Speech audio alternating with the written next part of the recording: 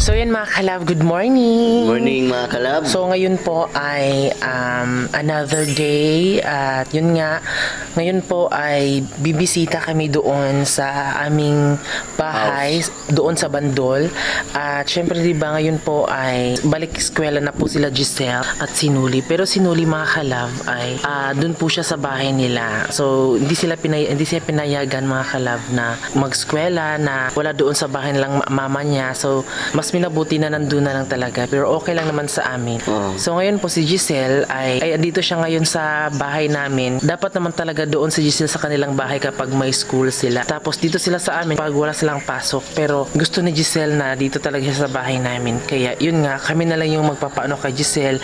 Hatid sundo si Giselle sa habang may pasok ho sila. Bago tayo makapunta doon sa Bandol, ay ihahatid natin si Giselle at makikita niyo po si Giselle kung saan siya papasok. Kasi face to face na sila at malapit na po yung kanilang graduation. Yes. Ayan. So balik naman tayo sa gawain doon sa Bandol. So makikita niyo po mga kalab ko ano po yung mga anik-anik na pwedeng gawin natin doon para po maglalaban ng mga bedsheet at yung mga kumot. Yes. So ito ay daily vlog, 'di ba? So sana po ma-enjoy kayo sa pag-vlog natin doon kasi 'di ba makikita na natin yung Bandol doon kung asan kami galing mga kalab, no? At i-update din namin kayo kay FB at YT. Ayan. Tapos yung bahay namin kung ano na yung itsura, kung okay lang ba or hindi. So yun po mga kalab, just keep on watching.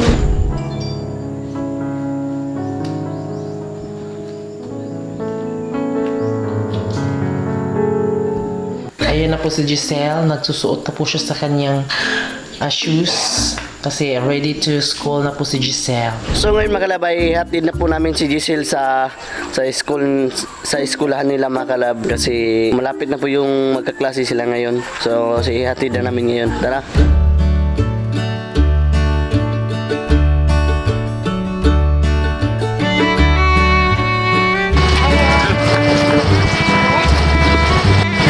Andito na kami sa paaralan nila Giselle, tapos kailangan po nilang bumili po ng snacks nila at bawal po silang lumabas po kapag tuwing recess kasi yan po yung kabilin-bilinan po ng kanilang principal na kailangan muna dapat bago sila pumasok ay kailangan mo nilang magbili ng snack nila para hindi na sila labas ng labas. Ayun na kalab, dito na ako sa eskwela namin kalab.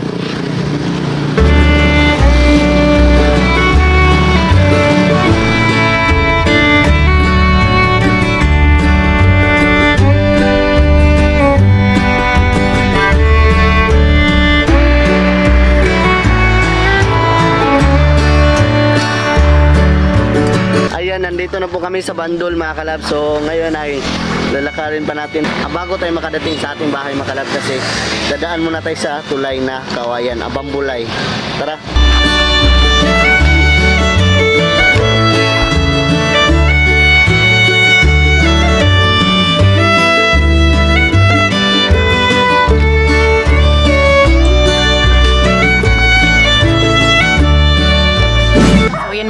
Dito na tayo sa bahay namin at ayan po. Yan. So pasok po tayo. So yung tubig po kahapon ay sobrang laki po, mataas. Kaya po sinasabi naming malaki kasi 'di ba, kung sa Bisaya pa dako ang tubig. So dako is just malaki. Kung haba naman mataas. Kaya yung look mo sa tubig. Umabot po yung tubig dito. Ngayon po, bago tayo pumasok sa bahay, tignan niyo po muna si FB at YT. So ito na po mga kalab, si FB at si YT mga kalab. Ito na, kung gaano kalaki mga kalab. So nakita niyo mga kalab kung gaano kalaki si FB at si YT mga kalab. Ito. Ayan, ganito kalaki na po sila. Sinira na po nila yung kulungan nila.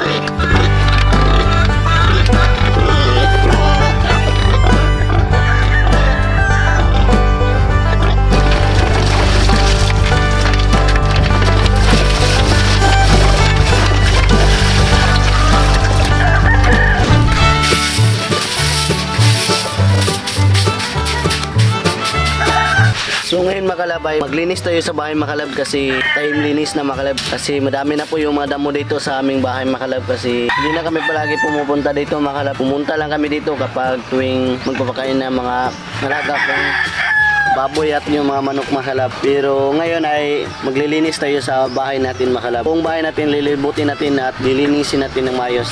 So ngayon mga kalab ay let's go!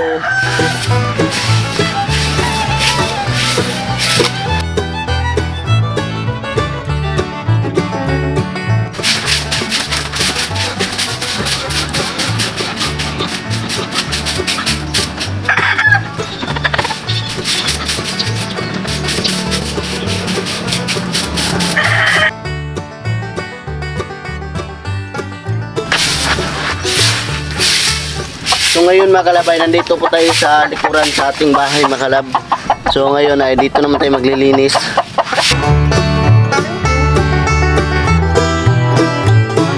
So ngayon mga kalab ay pasensya talaga mga kalab kasi alam niyo mga kalab noon mga kalab wala pa tong mga ganas sa Bisaya pa. Hindi pa to nakapatong sa sa mga kulungan sa mga manok ko pero ngayon ay meron na talaga nakapatong na talaga yung dahon ng kamuting kahoy mga kalab, mga ganas ito. So kailangan natin ito putulin para hindi na makakahon pa sa itaas mga kalab.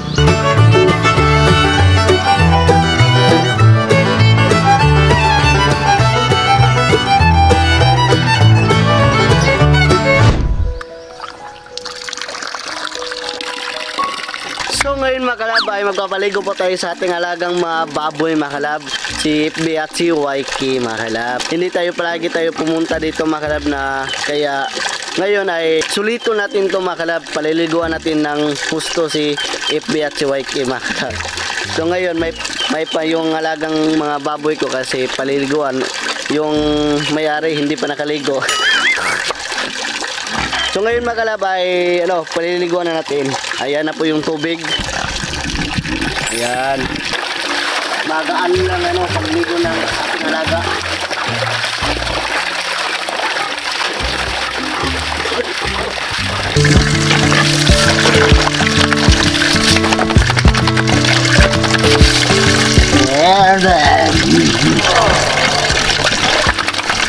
Ligo. Ligo. Mas na lang. Ipaligo mo.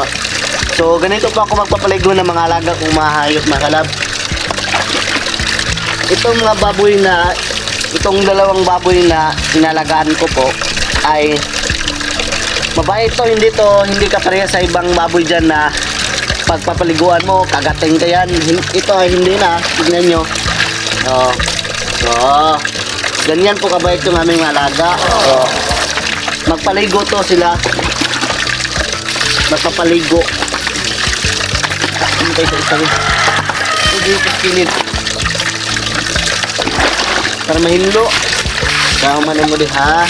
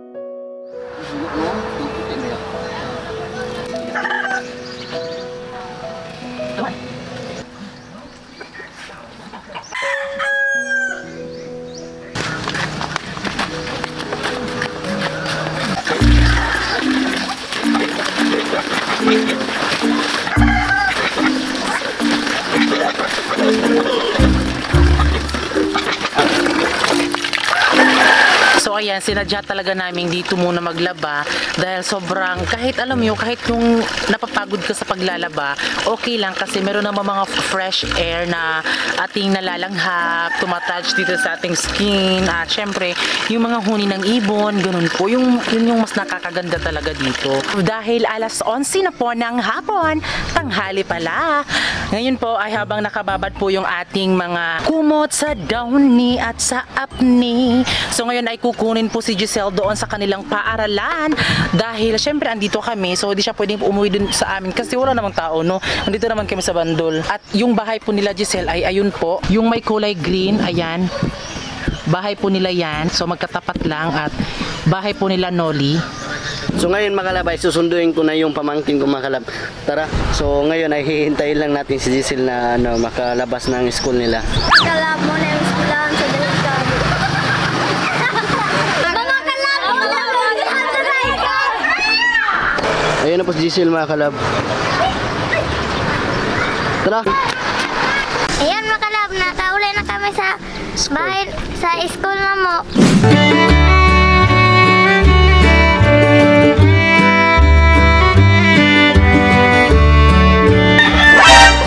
So yun mga kalab, tapos na po kaming maglaba at salamat po dahil alas 12 talaga, alas 12 talaga ng tanghali ay tapos na kaming maglaba. So ngayon po ay patuloy pa rin yung ganap po sa buhay namin ni Francis sa ngayong vlog na ito, no, for today's video.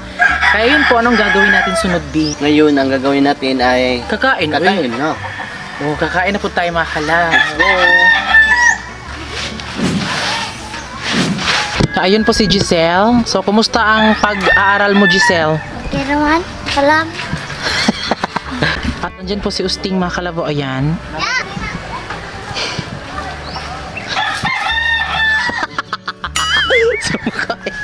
Ayan, so saan galing si Usting, B? Nagsasasa ng nipa. Nagsasasa po. Ayan, sa kanilang magkakapatid mga kalab, si Usto yung hindi mapakali kapag magtratrabaho. Yung bunso namin talaga si Usting, napakasibag talaga yan. Kung may gusto siyang bilihin, mabibili talaga niya kasi may pira siya. Mabilis lang yung pira niya mahahanap mga kalab. Ganyan po ka sipag yung kapatid namin na bunso. Hindi po yan, umaasa yun sa mama namin mga kalab na si Usting.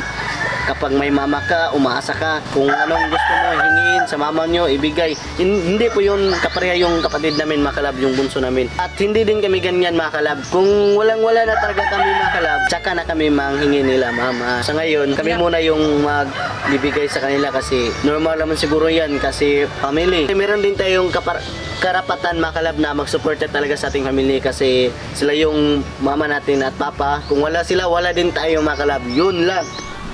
So for today's video, ayan, ulit-ulit na video, no? So ngayon ay kakain po tayo. So yung ating kanin ay bahaw ba to, B?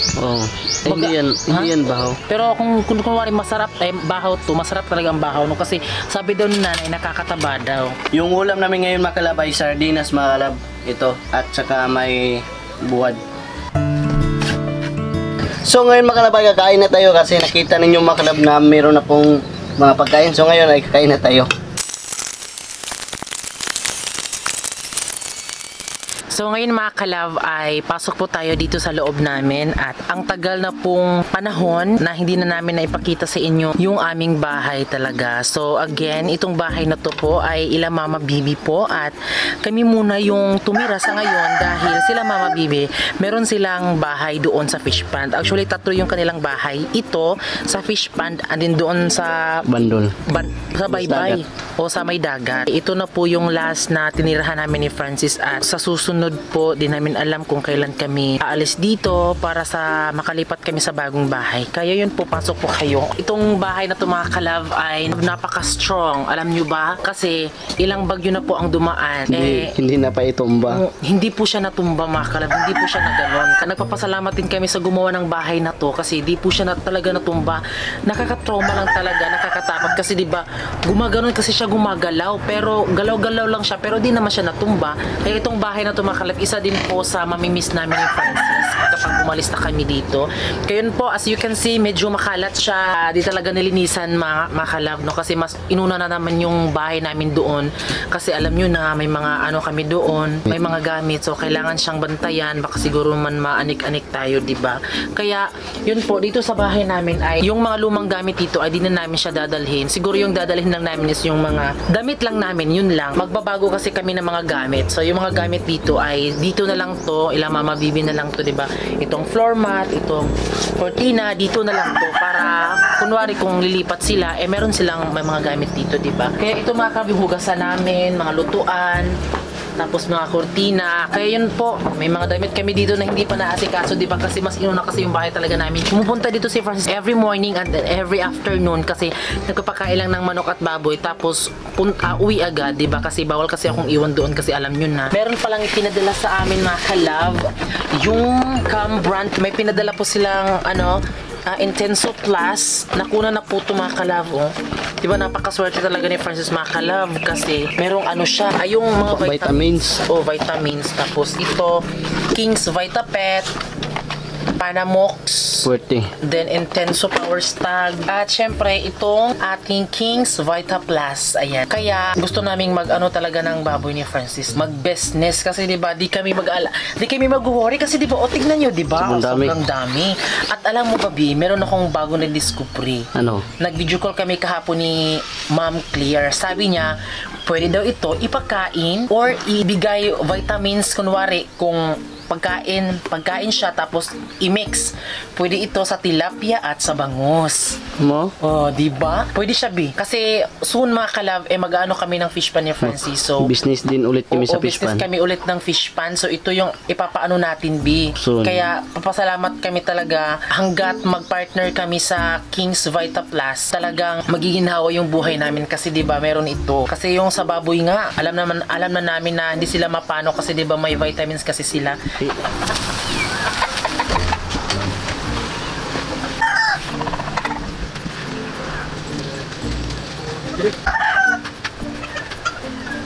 So ayan, sinadya lang talaga namin na pumunta dito dahil gusto naming labhan yung mga kumot namin. Kaya thanks God kasi tuyo na po siya mga kalab, kasi kung hindi pa namin siya dinryer, talagang hindi pa to natuyo. So dinryer namin siya bago namin siya isampay. Diba? Kasi nga kapag dryer ida-dryer mo lang siya kapag may ulan. Pero okay lang mga kalab na maulan ng panahon, ida-dryer mo talaga. Pero ito dahil so ida-dryer natin, kaya ito ang resulta, tuyo na po. So ayan, itutupi na po ito ni Giselle para madala na po natin dito sa bahay na bago. At yun po, umuulan na po talaga.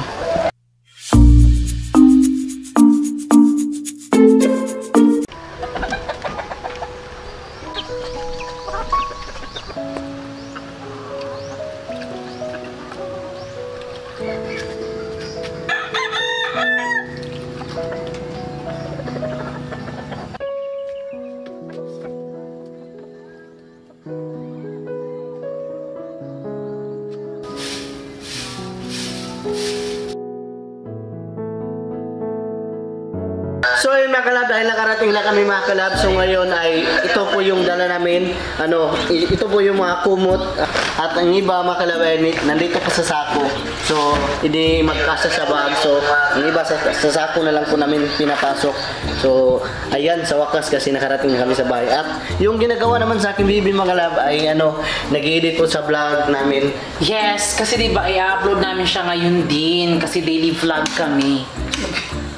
Thanks God! Natapos din yung araw namin na puno ng trabaho talaga. Kaya maraming salamat po sa lahat ng nanood, nagsubaybay.